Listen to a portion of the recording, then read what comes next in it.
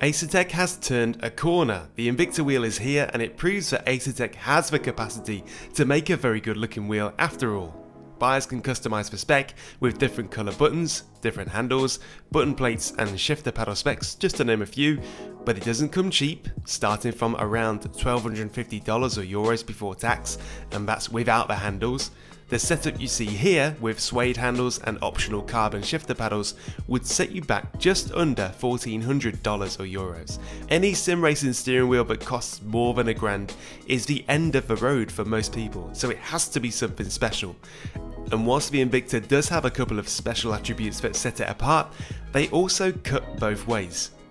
Needless to say, I haven't had long with this wheel, but I've explored it thoroughly, so let me surmise the best and worst things about the new Invicta wheel. Thanks to Asetek for providing this unit for review. If you do decide to buy the Invicta wheel, then using the affiliate link in the description will help support me and my work at no added cost to you, and thank you. Please watch the whole thing through before making a decision, and whilst it should be obvious, Asetek has no influence or control over any of the content in this review, and they've left me well alone to do it. So the highlights: it's a hand-built wheel with a machined aluminium backplate, carbon faceplate with aluminium buttons and dials which you can specify and customize via Asetek's configurator. A high-definition touchscreen with SimHub compatibility which allows for open customization of the display. Interchangeable handles so you can change and renew them later down the road if they get a bit tired or you just want to change. USB connectivity for use on non-Asetek bases, so you don't need an Asetek base to use the Invicta, although it will be a lot more seamless if you do. As you can see, I'm using mine on a VRS wheelbase using a coiled cable, direct USB connection to PC, no trouble at all. This is definitely a lovely looking wheel compared to the rest of the product line at the very least. And it's more adaptable, customizable and chameleonic than most other wheels in this certain price range. Now the downside of those interchangeable ecosystem focused features is the fact that the handles, they're nothing specific or special to the Invicta. You can find these on the much cheaper La Prima and Forte wheels if you specify them. These aren't unique to the Invicta. And although these shifters have the newly available carbon plates, they're very nice, the underlying shifter module, the actual feeling of it, the noise it makes, the feeling of shifter activation is exactly the same as those found on the cheaper La Prima and Forte wheels. There are plenty of big Invicta level improvements in this wheel, but the shifter and the handles, the two elements that you touch for most, are not. If you were to close your eyes and just go by the feeling through your hands, you would struggle to tell whether you are holding a La Prima, Forte or Invicta wheel, and it's just because the handles and the paddles are common elements between the three of them. You're only going to know that you're holding an Invicta wheel when you go to twiddle one of the buttons and dials that are nice and aluminium instead of the plastic on the La Prima and Forte. Now there's two ways you can slice that. That's either a compliment to the La Prima and Forte wheels for being part of the same ecosystem and not being excluded from it just for being cheaper. You could give Asetek credit for that. Or it's a bit of a letdown for the Invicta by robbing it of a truly premium feel that's individual to the Invicta, something that you would expect for the price you pay. Having said that, you eat with your eyes first, and with this, Asetek finally has a genuinely good looking, handsome wheel that won't send wildlife running and children crying. Here we are then, getting the Invicta button box out of the box. Now, when I configured it on the site, I went for quite a plain and non-adventurous configuration with basically all black buttons, no crazy colour customization because I wasn't sure how it was going to look and turn out. So I figured that if I just went with all black, it would give it the best chance of being a blank canvas. No kooky colours to sort of throw the review off. No limits. Fiver to the first person who gets a tattoo of that. Nice, okay. Yep. So the Invicta button boxes are all hand assembled, so they say. So we've got a signature from Andre, the CEO, and the wheel assembler. A nice touch. We've got some white kind of assembly gloves here. Let's stick them on. Let's give this unboxing a bit of class, shall we? Okay, lovely. Now I won't get any of that horrible, impure human oils on all of my stuff here. So we've got Invicta sticker sheet, some sticker sheets for the actual Invicta button box below in various colours. And clearly Asetek have took the criticisms about their colour customization or lack of to heart, because they've kind of gone completely the other way with multiple sticker sheets of different colours for the rotary buttons that are going to be on the button box. And then we have the ordinary sticker sheets for the illuminated backlit button labels on each of the buttons on the wheel. So here we are then, the first time I'm laying eyes on the Invicta button box for real in person, and wow. So first thoughts of the wheel in general. Well, it's a clear step up in quality and general grade of materials over the Forte and La Prima formula wheels that we've already seen, but that is to be expected because this is a considerably more expensive wheel than the both of those combined. This is supposed to be a centerpiece, and as Andre says in his own words in his video, he's a very present and involved guy, and he's always front and center when he's explaining these things. But this is the best that Asetek can do. That's what they say. This is the best they can do at this present time. The Forte and La Prima wheels that Asetek have so far ran with, they are made well, but they are also made to a mid-level. This is now the top level. This is the sort of stuff and materials and quality and execution that you would expect of a top of the range wheel. So it's really, really nice to see that this is actually coming to fruition.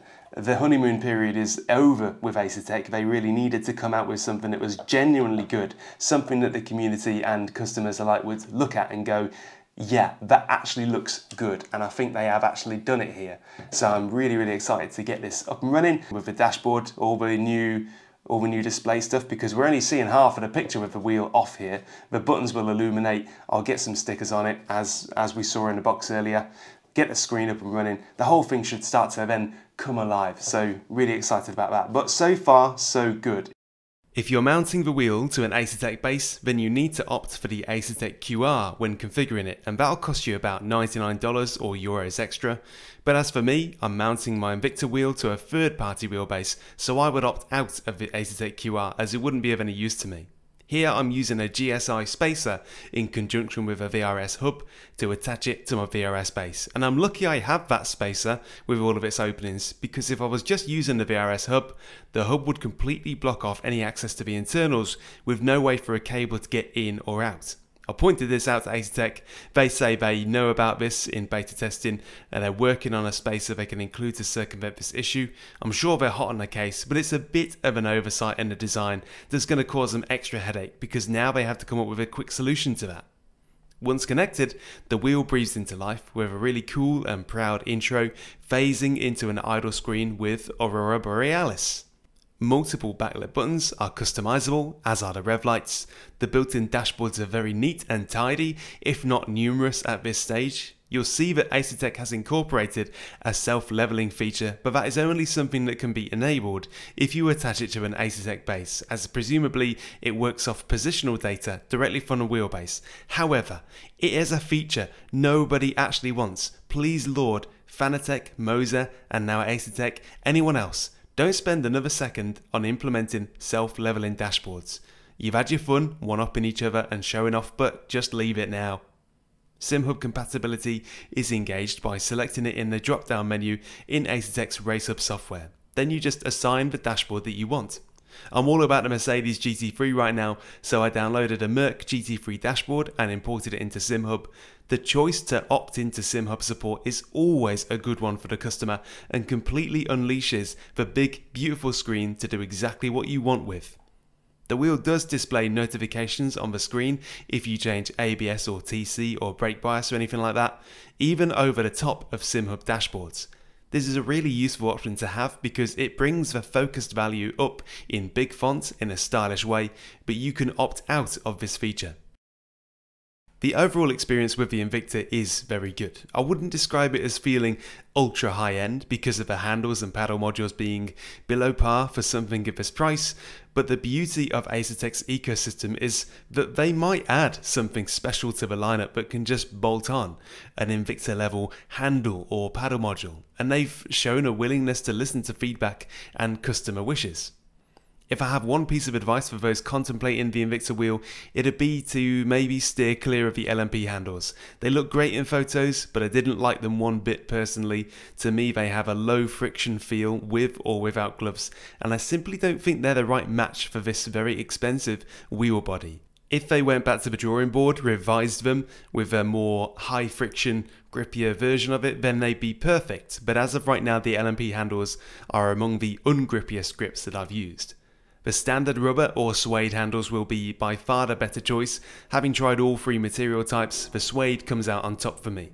So I guess the question then is anybody going to buy this? Is it really a good competitor for your vote? And to that I would say that those who have no horse in the Asetek race, so you have no wheelbase and you're using it as a third party customer, you're going to spend a long time tossing this up against the Cube CSX3 or Asher Artura, just to name a couple of solid competitors for your vote. But those who are already absorbed into an Asetek system, those who've been waiting for the Invicta wheel to come along, should be very satisfied with what's here. This is not just a Forte wheel with a screen, it's a distinct and serious upgrade in quality in many areas. This is definitely a welcome gift to those who love Asetek but have had to make internal excuses for the aesthetics, because they will do that no longer. This is a legitimately good looking thing, and boy did they need it.